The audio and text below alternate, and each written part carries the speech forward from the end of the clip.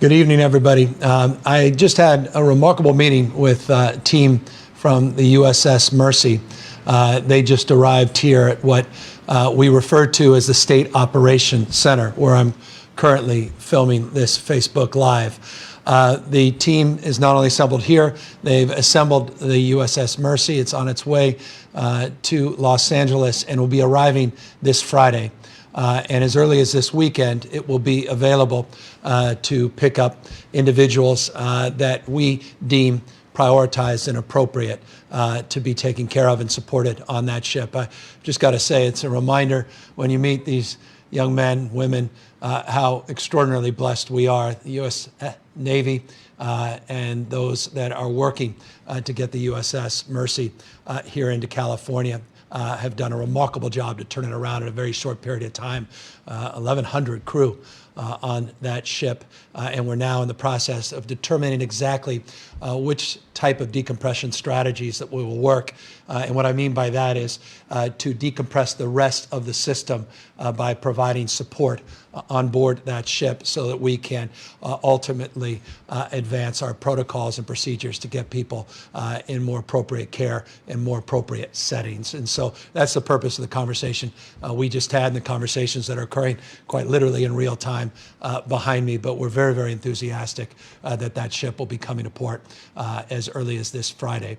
Accordingly, we advanced a number of actions today, particularly on the issue of prisons in the state. I did an executive order today as it relates to the intake processing, both at CDCR, our California State Correction System, and DJJ, our juvenile division, in order to address the legitimate anxieties and concerns related to prisoners and to make sure that we have our procedures and protocols in place to protect staff as well as inmates from COVID-19. As you know, we have one official tested positive inmate, and we have 5 staff members currently.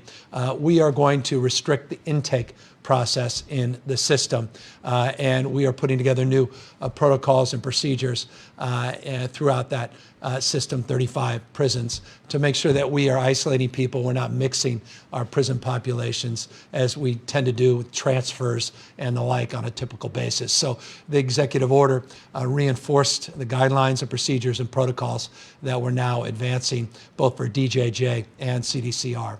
In addition to that, something that's very familiar to me on a weekly basis, I review personally the recommendations of our parole board for people that are eligible for parole.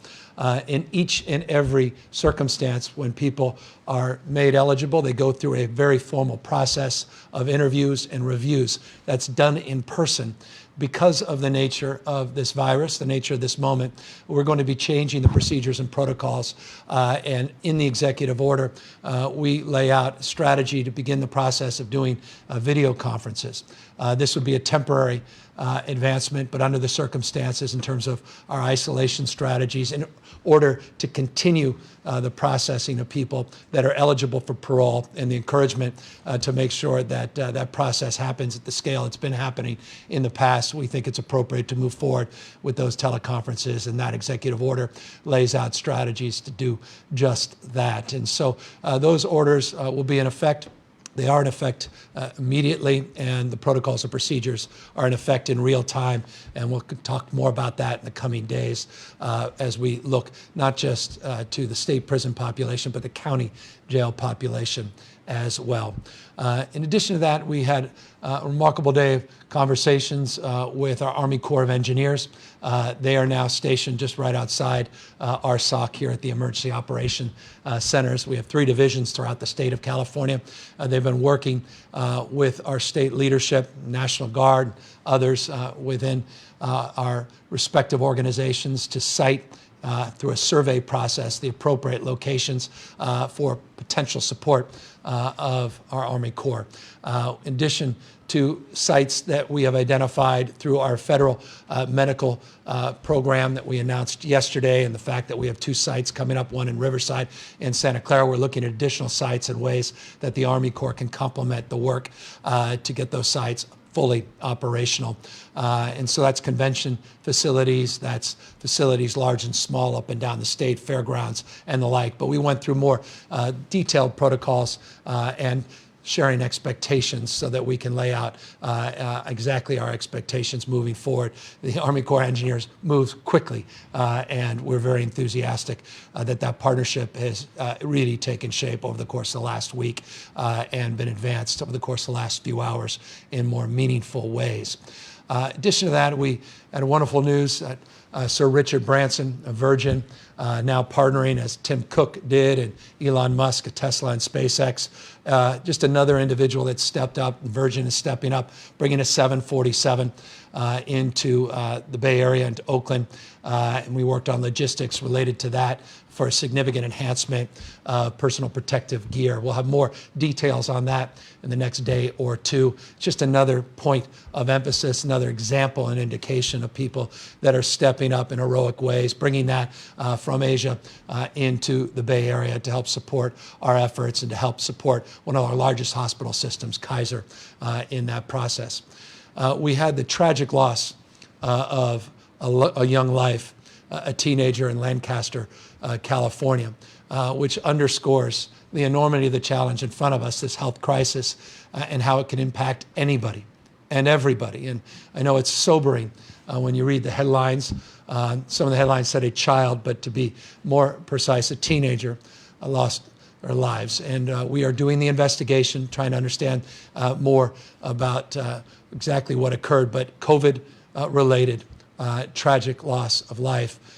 As of 10 a.m. this morning, we have lost 40 lives in the state of California related to COVID-19. We have lost over 2,100, or rather, we have 2,100 positives in the state of California, 2,102, which was 17.5% higher than the previous day. Again, that's a 10 a.m. number. Those numbers change in real time, but a 17.5% increase and now a loss of a young person's life. I want to just make a point to emphasize this and extend my heartfelt sympathies to the family, the community that has lost their loved one, but also make this point.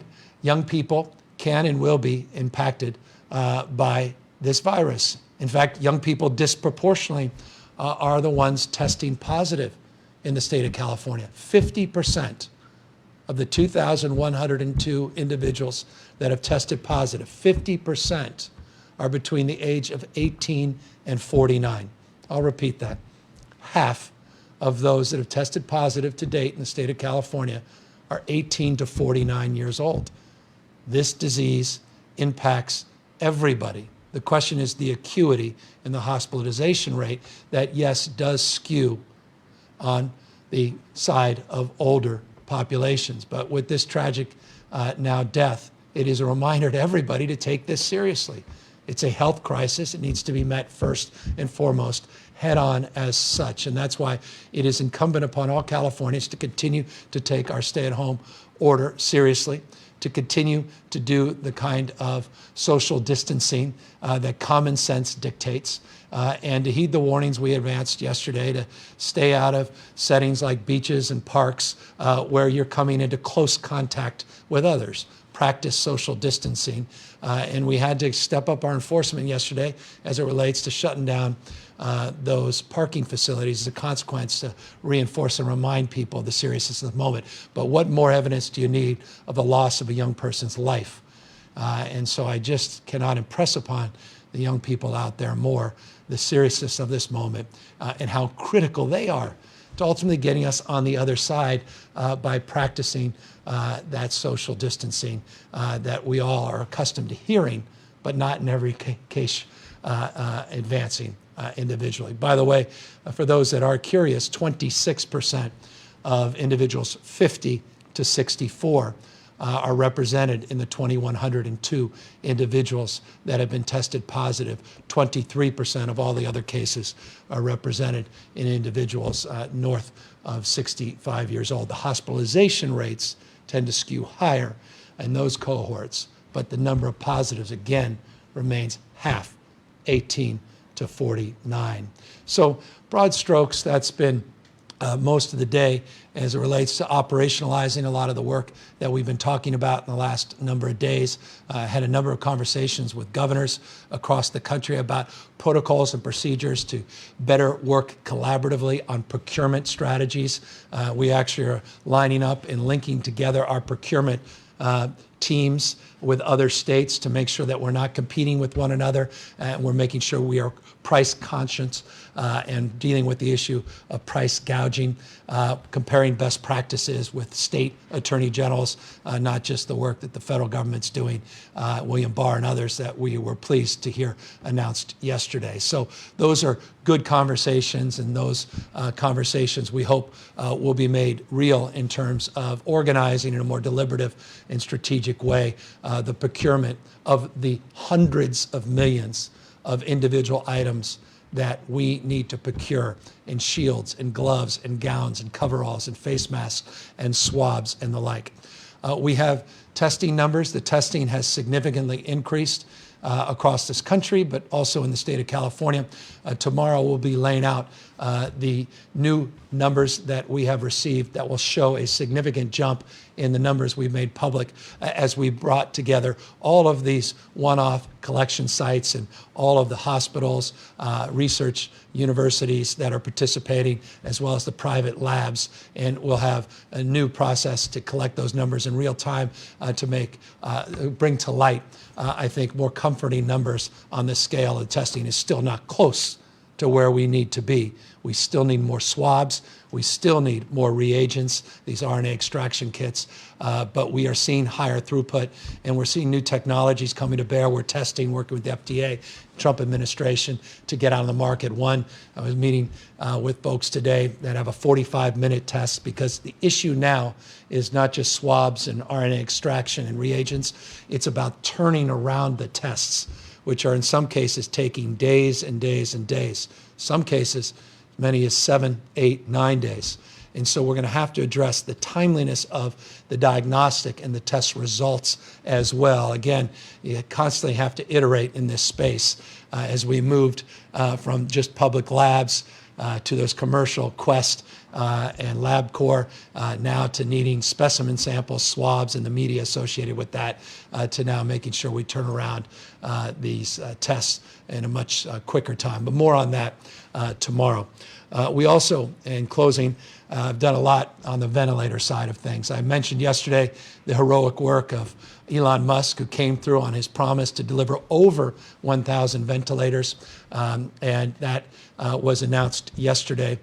We have brought in ourselves, we just got another 1,010 ventilators from the private sector. We're working with Boom Energy and others to convert that cache of 514 ventilators that we had, to refurbish them and to get them fully operational.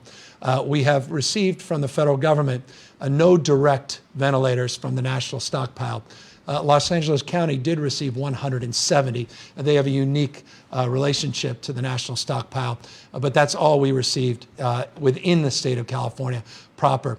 But we're not discouraged by that. We are encouraging the federal government, and we have direct orders and asks in to do more on the ventilators, but we are doing everything we can to orient our efforts around the world to get more ventilators in the state.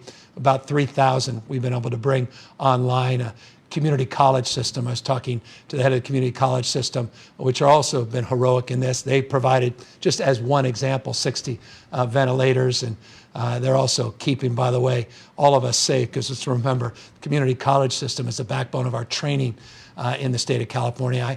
By some estimates, 70% of our first responders, however one would define them, are trained through that community college system, and they're doing heroic work in this state as well. I only offer that because of the conversations we had today, and they deserve to be highlighted.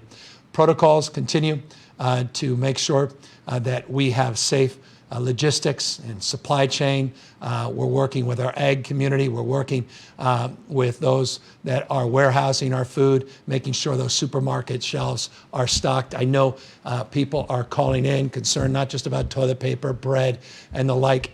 I've had some very comforting conversations from grocers, their representatives, and the ag community that they feel like they're up to the task to meet this moment. There's some protocols shifting away from in some cases, choice to quantity as purchasing habits are changing, and some of the procedures and protocols around the distribution channels are also changing. The supply chains are changing in real time. But as you know, we are supplementing our workforce in that respect and making sure that people know there are over 10,000 jobs available for our grocers. In that scenario, they're hiring. And I know people want to hear that because our unemployment insurance system is being overwhelmed. And I want folks to know we've made some real shifts on staffing today. We'll be doing a lot more in the coming days to meet the demands. It's now averaged over the last 7 days because of a huge increase, even yesterday, of 114,000. It's the 7-day rolling average of the number of unemployment insurance claims that have been requested in the state. Remember, it averaged before this crisis about 2,500. So we had a very robust conversation today with our team to make sure that we are repurposing our workforce and making sure we're moving things around to make sure we adequately are addressing the UI requests that are coming in. So that's broad strokes an update on where we are today, and tomorrow we'll be talking a lot more about economic issues, mortgage-related issues, foreclosure-related issues. I will update on the testing, and of course, I'm here for our Facebook friends to answer any questions you have this evening as well. Governor, a lot of people are asking, will California also open in April? Yeah, well, the question of whether California will open in April, let me be sober about that. I'm not Pollyannish about any of these things. I referenced a 17.5% increase in the number of positives. I talked about the fact that our testing protocols have significantly increased, but I also mentioned that not all those tests are back. Thousands and thousands of people have been tested. We're waiting for their results. And we clearly, based upon the curve, have a lot more work to do. If Californians continue to do more and do better, as they have, and I'm really proud. Look, this state started on this journey, working originally with the federal government on the repatriation flights from overseas. And we started to socialize COVID ID in the state of California before probably any other state because of that unique repatriation strategy. It was highlighted during the Grand Princess efforts, and I'm very proud of those efforts. So we didn't have a Diamond Princess issue.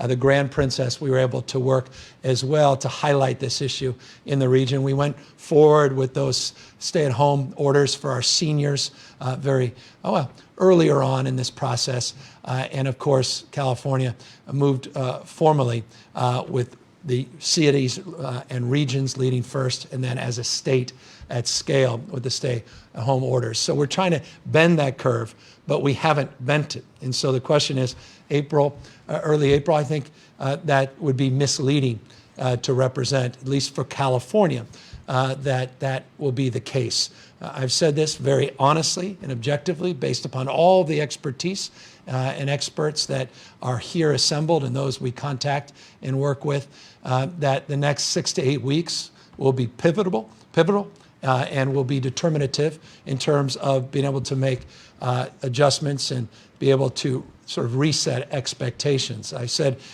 8 to 12 weeks because soberly we look out over the course of the next 8 to 12 weeks, and I think we can continue to do what we've done. And if we do that, hopefully then we'll be in a very different place than we are today. But I think April for California would be sooner than any of the experts that I talked to would believe is possible. Governor, what is your message to people buying all the toilet paper? Well, my message to people buying toilet paper is get what you need, not more than you need. I've got a family of 4, and we scurried around to a few different grocery stores, and they were out, and we finally found toilet paper. I will just say this, no reason to hoard the toilet paper. All the folks I talked to, I had deep conversations, not just passing conversation, casual conversations with the grocers, with all our supply chain, and I'm confident in our capacity to deliver toilet paper. But if you're going to do massive hoarding, that just makes it more challenging in certain locations in this state. So just be thoughtful, not just about your own needs, but also be thoughtful about the needs of others. What is the percentage of recoveries to infections? We're getting those direct stats. In fact, the hospitalization number, those stats, we're going to have more formal stats on that tomorrow. And last question, where do I go to find out if I'm an essential worker?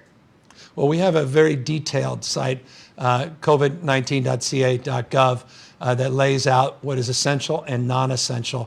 We put together a very comprehensive list, working with health directors throughout the state of California, working with counties, working with city leaders throughout the state. In fact, I was talking to one other governor today that had a recent stay-at-home order, comparing and contrasting notes, what worked, what didn't, what was most controversial, what wasn't. So it's a sheet that is iterative, and it's a sheet that is available, a list, a comprehensive list that's available. And I encourage people to go to that covid19.ca.gov website to learn more. And when in doubt, go to your county health department that also has those resources available, that will localize them in a way that also, I think, could guide a more direct answer to that question. So that's it in a nutshell. We'll be back tomorrow to more formally update everybody on where we are. Everybody stay safe. Most importantly, stay healthy. And let's continue to meet this moment as California is leading in terms of these efforts. Let us continue to lead, and let us continue to lean forward to recognize our responsibility.